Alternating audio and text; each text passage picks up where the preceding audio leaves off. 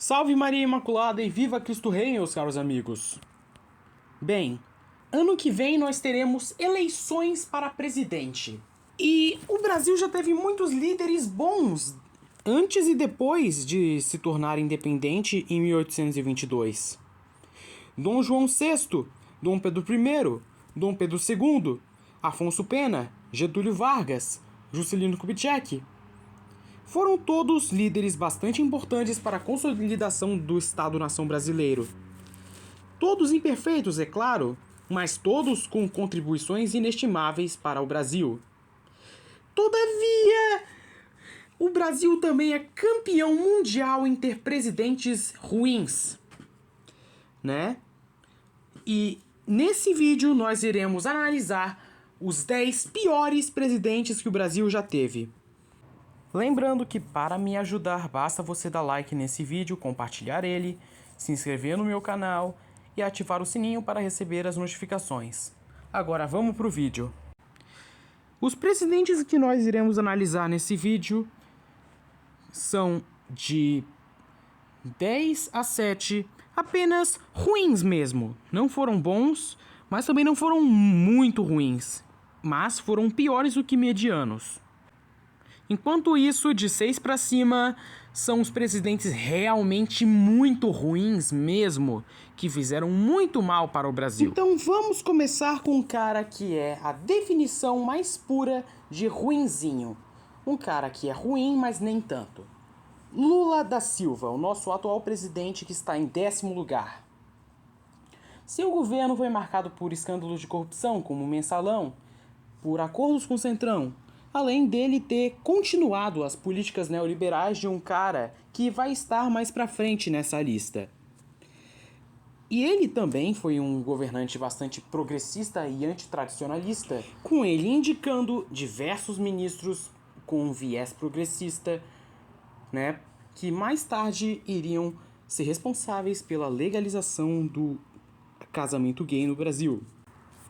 O mais curioso sobre o Lula é que, apesar de agora, no terceiro governo dele, ele tá querendo dar uma de soberanista depois das agressões do Trump contra o Brasil, que eu condeno com razão, mas enfim.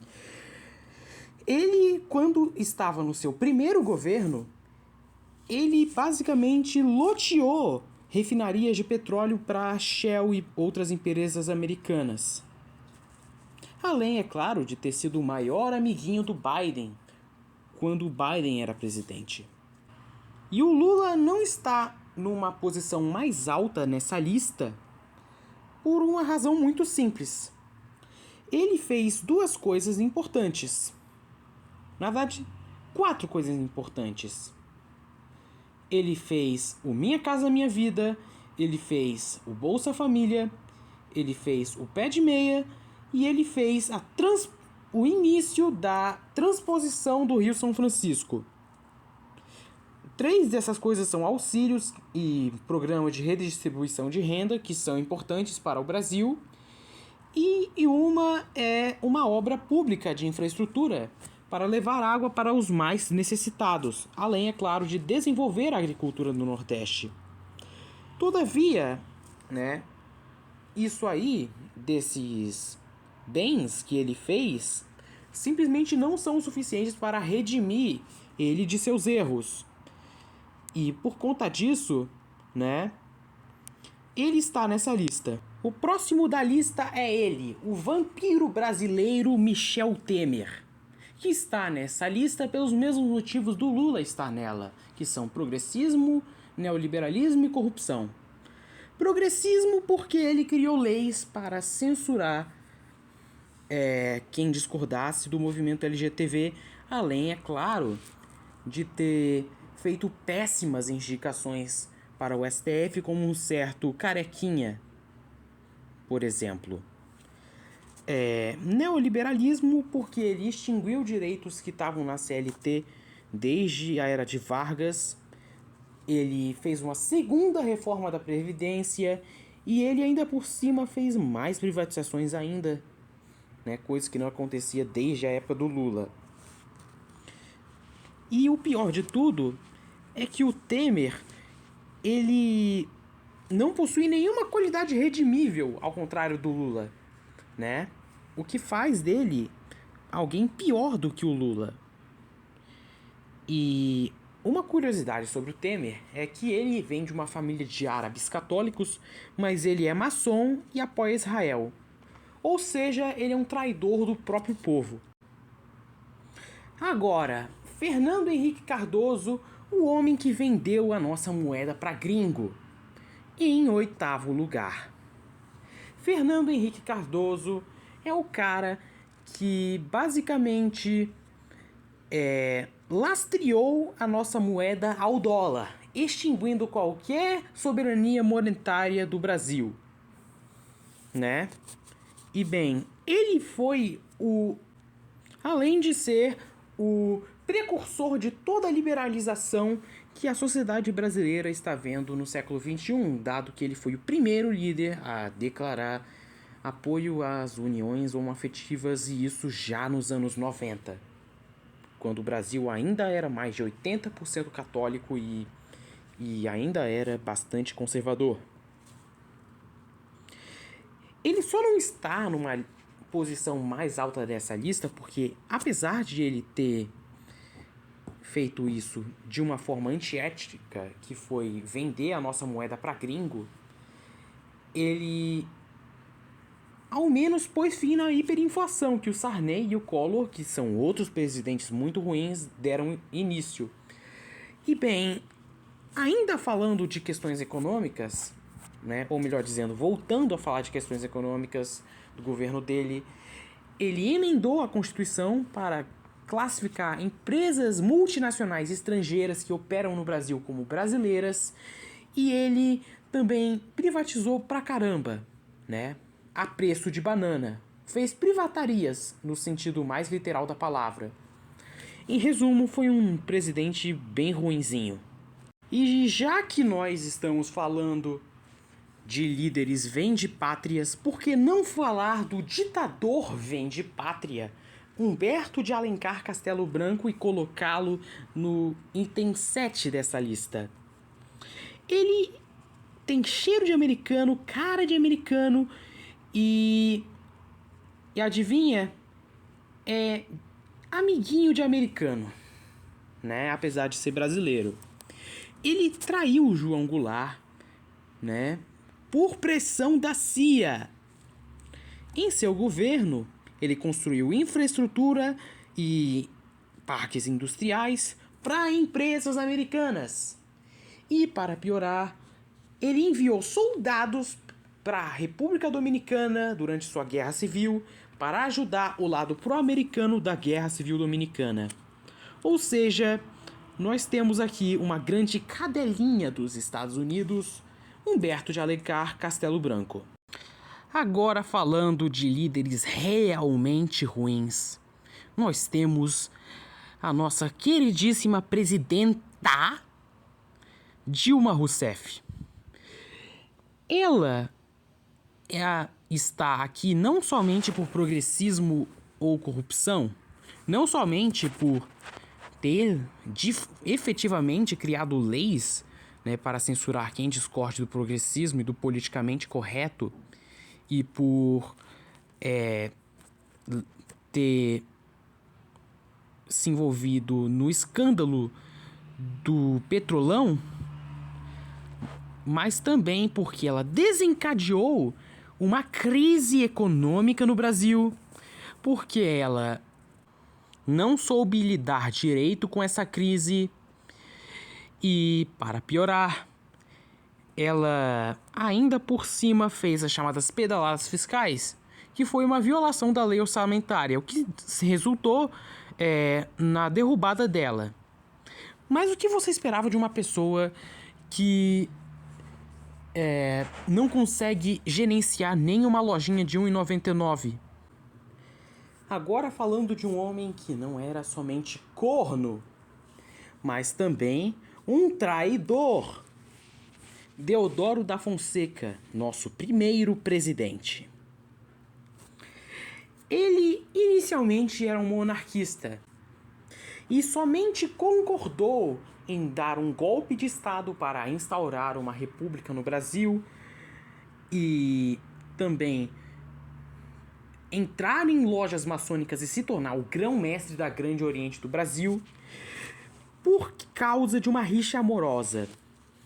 Acontece que o Deodoro da Fonseca, ele basicamente teve uma briga com um cara chamado Gaspar Silveira Martins durante a Guerra do Paraguai por uma mulher. E a mulher preferiu ficar com Gaspar Silveira Martins. E o Deodoro ficou nada feliz com isso. Daí, no dia da proclamação da República, um enviado do Benjamin Constant, que era um militar positivista proeminente, e o jornalista golpista, maçom e liberal radical /jacobino Quintino Bocaiúva convenceram Deodoro da Fonseca de que Dom Pedro II iria nomear Gaspar Silveira Martins como primeiro-ministro, ou algo assim, né? Resultado, Deodoro da Fonseca concordou em Dom Pedro II por causa de uma galhada. E por causa de uma mentira, porque isso que eles contaram pra ele era mentira. Mas enfim, analisando a presidência dele, foi um governo bastante anticlerical, com ele confiscando cemitérios católicos, proibindo o ensino religioso nas escolas públicas e, além disso, proibindo o casamento religioso antes do civil, né? Apesar desse anticlericalismo, Deodoro nem se comparar com o que havia na Segunda República Espanhola ou na Primeira República Portuguesa, ainda assim foi um governo anticlerical. O governo do Deodoro da Fonseca deu origem à primeira crise econômica grave da história do Brasil por causa da má administração do Rui Barbosa no Ministério da Fazenda. E, por fim, foi um governo que não durou muito, porque o Deodoro da Fonseca se viria forçado a renunciar, né? Por causa da revolta da Armada, do almirante Saldanha da Gama. Ou seja, foi um governante completamente estúpido e que não durou muito tempo no poder, como já podia se imaginar naquela época em que ele foi presidente. Agora, falando do cara que fez com que o Brasil nunca mais crescesse de forma expressiva, como cresceu durante o governo de Vargas, durante o governo de Kubitschek ou durante o regime militar, nós temos ele, o senhor feudal e imperador do Maranhão, José Sarney. Ele assumiu após a morte do presidente eleito que nunca tomou posse, Tancredo Neves. E ele, basicamente, tentou fazer um plano para controlar a inflação, o plano cruzado, e impôs o controle de preços para também controlar a inflação, que já estava começando a galopar, né, no governo do Figueiredo. Mas o que poderia dar errado? Tudo! Acontece que o plano cruzado foi extremamente mal planejado.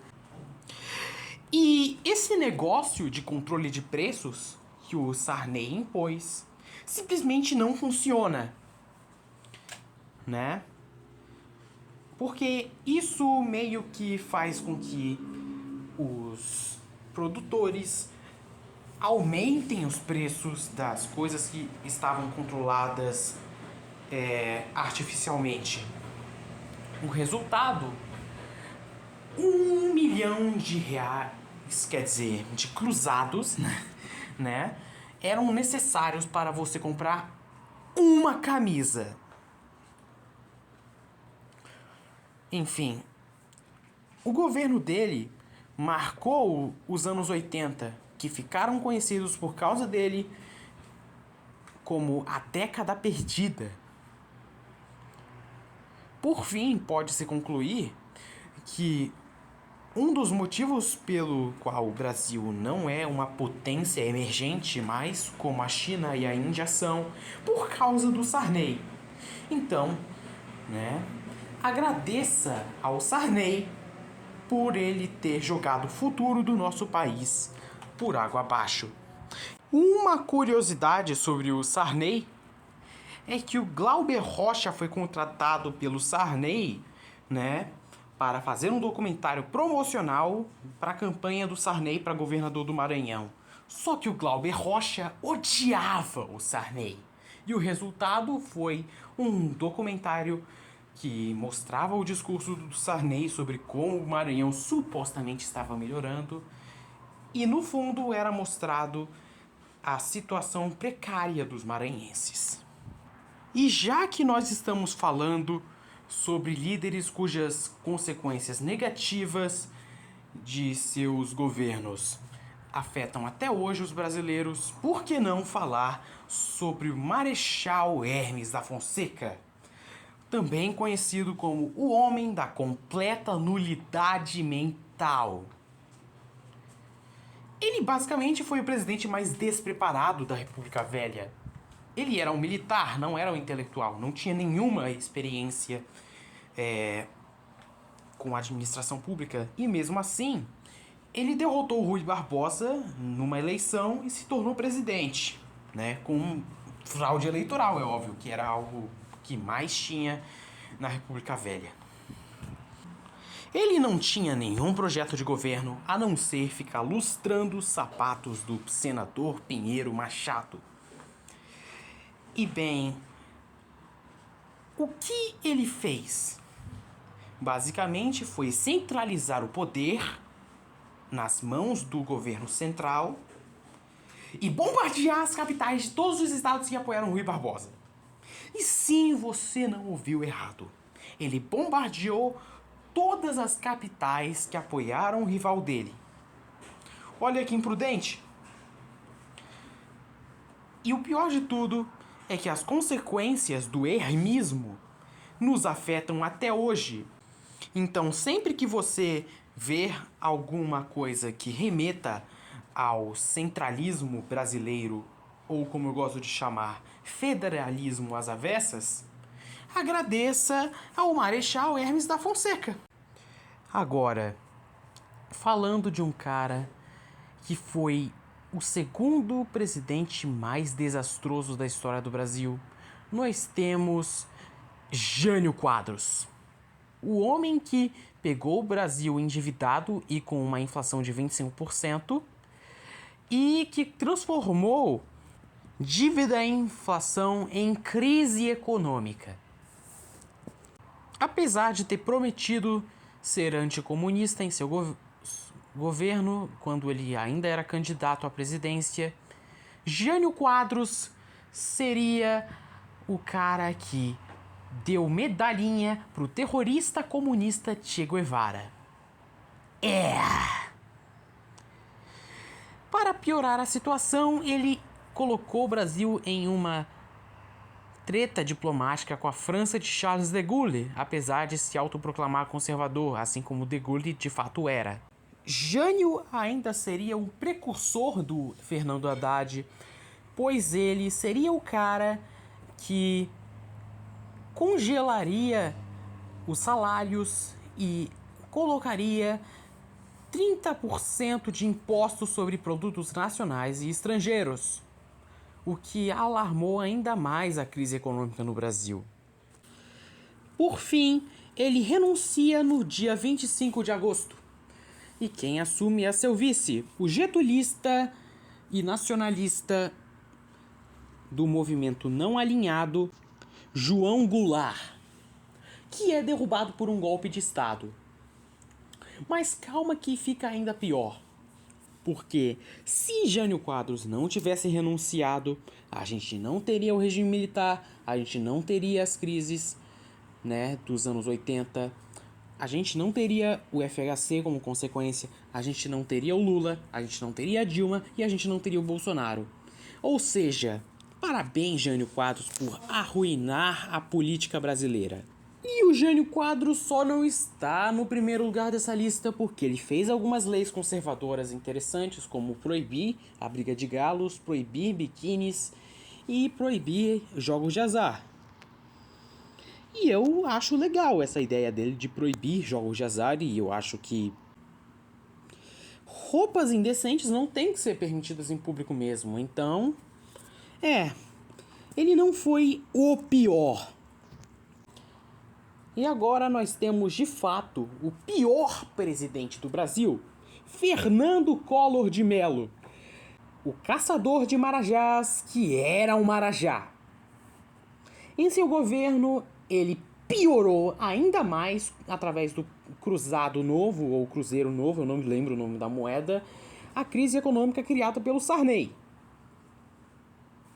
E o Collor, ele teve a brilhante ideia de confiscar a poupança de todos os brasileiros, o que resultou em uma onda de suicídios em massa.